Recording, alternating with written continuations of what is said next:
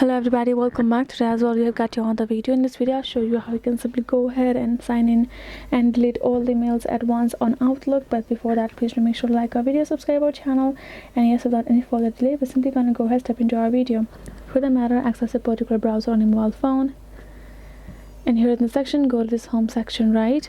So here afterwards what you're gonna do, you're gonna simply go ahead, tap on this search icon on top and search outlook.com, and then tap on this first option just right over here, Outlook login, and sign in with your account over here. Simply enter your particular email over here and tap on this next and sign in. So now you can see we have simply will be being able to sign into our Outlook just right from our browser. Afterwards we're going to tap on this three horizontal line beside or top left corner of the section, and we're going to tap on this inbox, right?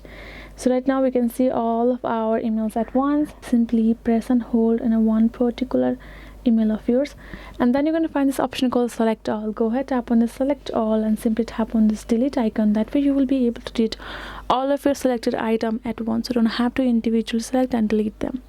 This is basically it, guys. Hope this video was helpful to you all. Thank you so much for watching, and I'll see you guys in our next video.